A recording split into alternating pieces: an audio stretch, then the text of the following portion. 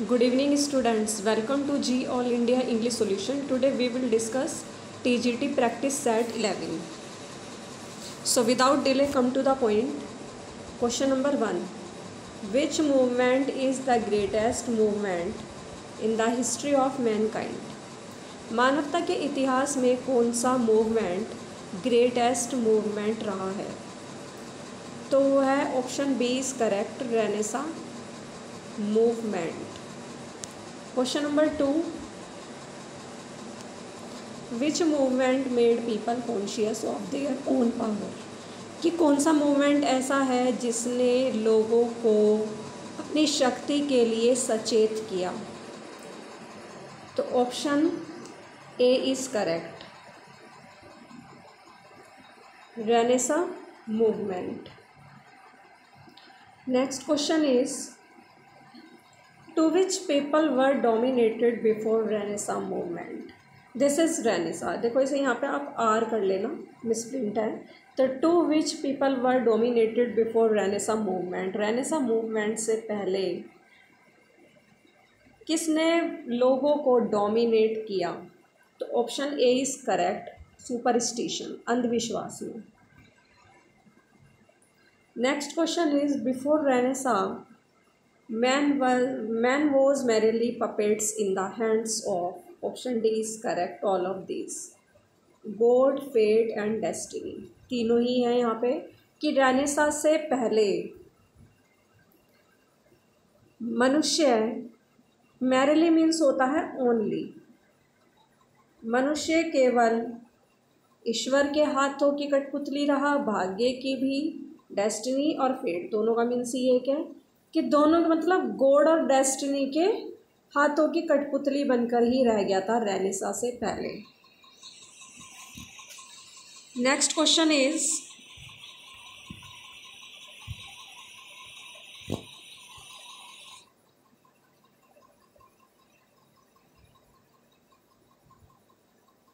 Question number 5.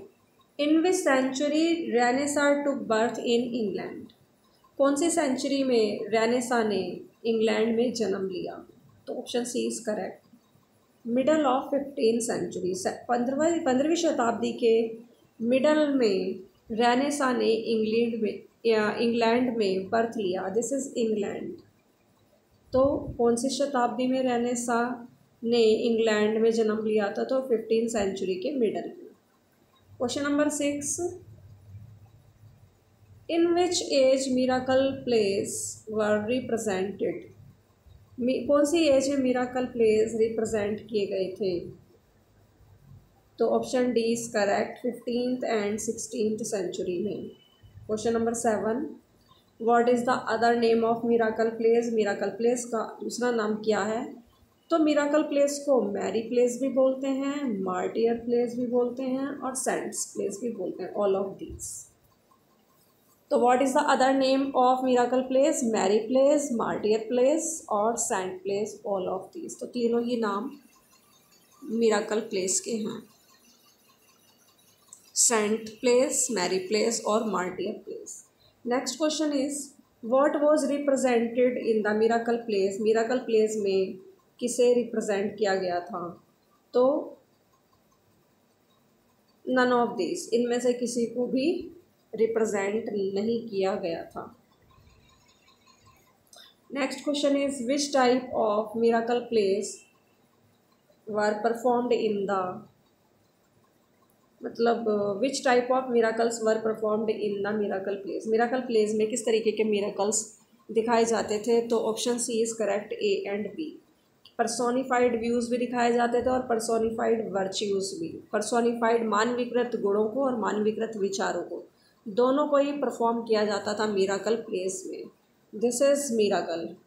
यहाँ पे M है, ये मिराकल एम है यहाँ पे स्टार्टिंग में, MIRACLE.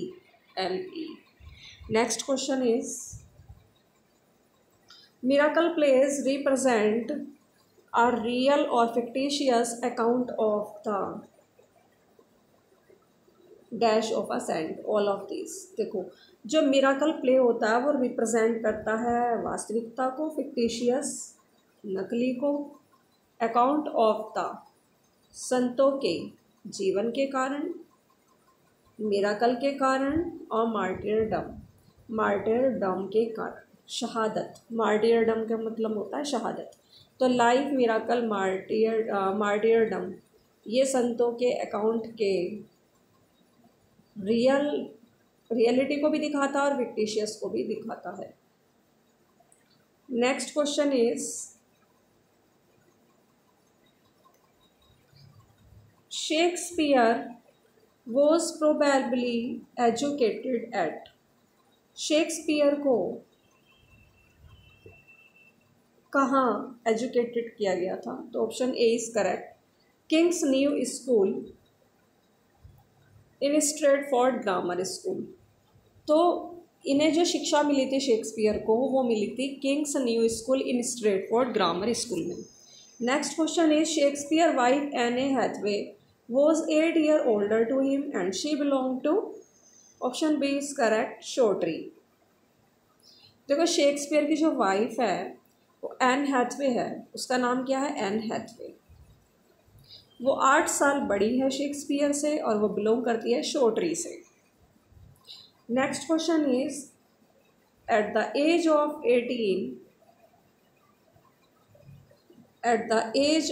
18 18 साल की उम्र में शेक्सपियर ने शादी करी 26 साल की एन हैथवे से। The consistory court of the diocese of Worcester issued a marriage licence on, this is licence, L है यहाँ पे स्टार्टिंग में, LI। तो 18 साल की एज में शेक्सपियर ने 26 साल की एन हैथवे से शादी करी थी।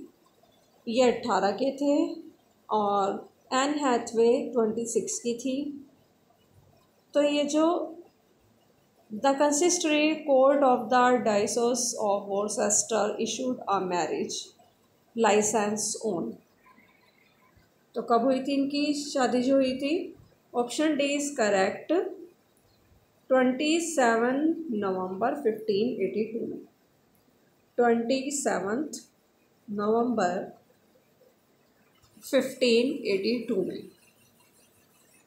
Next question is 6 months after the marriage Anne Hathaway gave birth to a daughter name, शादी के 6 महीने बाद ही एन हैथवे ने एक बेटी को जन्म दिया। तो किसे दिया था वो? Option A is correct, Susan को।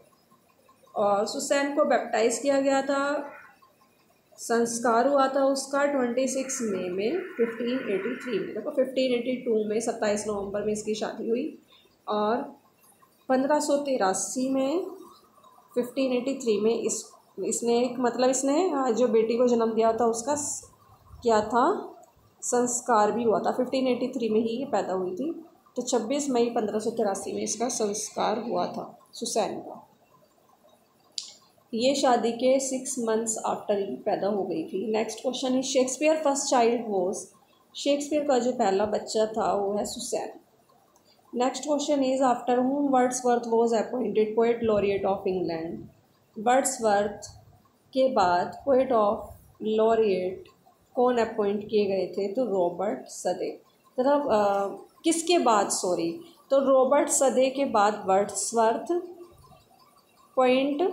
पोएट लॉरिएट ऑफ इंग्लैंड बने थे। तो जो रॉबर्ट सदे बने थे वो 1813 से 1843 तक बने थे, 1813 to 1843। और वर्ड्सवर्थ बने थे 1843 to 1850। इनकी डेथ हो गई थी यहाँ पे 1850 में, बस ये तब तक ही बने थे। और उसके बाद फिर इनके बाद जो बने थे वर्ड्सवर्थ के वो बने थे टेनिसन 1850 में। तो पहले कौन बने थे? Robert Southey, then Wordsworth and then Tennyson. Next question is who criticised Wordsworth calling him lost leader, Wordsworth को किसने कहा था लॉस्ट लीडर? तो वो थे ब्राउनिंग, रॉबर्ट ब्राउनिंग। और जो रॉबर्ट ब्राउनिंग है वो जाने जाते हैं ड्रामेटिक मोनोलॉग के लिए। मोनो में single, log means conversation. Next question is Wordsworth added preface to the lyrical ballads in the year, Wordsworth ने लिरिकल में बैलेड में जो प्रीफेस ऐड किया था वो किया था 1800 में। Next question is stern daughter of the voice of God, who is this stern daughter, कि तुम ईश्वर की आवाज़ की एक कठोर बेटी हो। स्टर्न मीन्स होता है कठोर, तो स्टर्न डॉटर कौन है यहाँ पे, वो है ड्यूटी। ड्यूटी को कह रहे हैं ये, तो इनका एक पोएम है ये, ओड टू ड्यूटी वर्ड्सवर्थ की, तो वहाँ से ये लाइन ली गई है, stern daughter of the voice of God. Next question is what was the name of the Michael cottage, Michael cottage की नाम क्या है, तो option A correct, evening star. Next question is admire me, I am a violet dote upon me, I am a primrose, who said, kids, kids ने बोला था मेरी प्रशंसा करो क्योंकि मैं क्या हूँ, violet. Dote upon me I am a primrose, who said, kids, kids ने ये लाइन बोली है। Next question is in his letter of December 21 दिसंबर के 21 दिसंबर को उसने अपने एक लेटर में 1817 में अपने भाई जॉर्ज और जॉर्ज और थॉमस को लिखा था। तो जब लिखा था उन्होंने, तो किड्स ने क्या, कौन सी टर्म यूज़ करी थी, उन्होंने करी थी नेगेटिव कैपेबिलिटी। देखो किड्स किस लिए इम्पोर्टेंट है अभी आपको ये पता भी चल जाएगा, जब इनकी कुछ चीज़ें आप पढ़ोगे तो आपको समझ में आएंगी। टीजीटी के पॉइंट ऑफ व्यू से ये आपके लिए इम्पोर्टेंट भी बनता है क्वेश्चन, और पीजीटी एंटीग्रेड वगैरह इनमें तो है ही ये इम्पोर्टेंट। तो in his letter of December 21 December 1817, जब इन्होंने जॉन कीट्स ने 21 दिसंबर 1817 को अपने भाई जॉर्ज और थॉमस के लिए एक लेटर लिखा, तो कीट्स ने कौन सी टर्म यूज़ करी थी, निगेटिव कैपेबिलिटी। अब देखो एक ये लिटरेरी टर्म भी हो सकती है आपकी, देखो कि दिस इज जो निगेटिव कैपेबिलिटी क्या है, आपको ये क्वेश्चन पता होना चाहिए। तो ये भी क्वेश्चन आपसे पूछा जा सकता है कि this is the quality that a man possess when he is capable of being in uncertainties, कि एक गुण है जो एक मनुष्य में होता है जब वह अनसर्टेनिटीज़, अनिश्चितताओं को रखने में, मतलब अनिश्चितताओं को रखने में योग्य हो जाता है, मिस्ट्रीज, रहस्यों को, और doubts without any irritable reaching after, मतलब बिना फैक्ट और रीज़न के पहुँचे, मतलब उस तक तो पहुँचता नहीं, उससे पहले ही वो कहाँ पे पहुँच जाता है, अनिश्चितता और मिस्ट्रीज डाउट्स में। तो ये कौन सी टर्म है, ये है निगेटिव कैपेबिलिटी। और आपको मैं इसमें एक बात और बताना चाहूँगी कि जो निगेटिव कैपेबिलिटीज़ ने यूज़ करा है जॉन कीट्स ने, ये करा है हमारे विलियम शेक्सपियर के लिए। तो ये टीजीटी के लिए ही इम्पोर्टेंट है क्वेश्चन। तो विलियम शेक्सपियर के लिए किसने यूज़ करा है, ये जॉन कीट्स ने। एक तो इधर आपके लिए लिटरेरी टर्म्स के लिए ये क्वेश्चन बन गया है कि व्हाट इज़ निगेटिव कैपेबिलिटी। तो निगेटिव कैपेबिलिटी क्या है, तो a man possess when is capable of being in uncertainties, mysteries, doubts without any irritable reaching after fact and reason, this is negative capability, and this term is coined by John Keats, and this term has used by John Keats for William Shakespeare. Next question is choose the correct meaning of the following idiom out of the 4 options given after it, black and blue। देखो black and blue एक ये idiom है, इसका meaning क्या बनेगा, तो option B is correct, in a severe manner. Black and blue means in a severe manner, एक कठोर तरीके से, सेवर मतलब यहाँ कठोर होगा।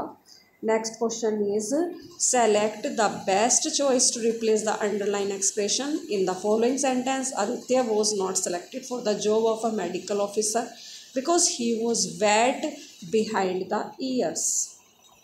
देखो ईयर्स के पीछे से वो कैसा था, थोड़ा सा गीला था, वेट था, मतलब वो वेट बिहाइंड द ईयर्स, वो उसे एक्सपीरियंस नहीं था, इनएक्सपीरियंस्ड वो था।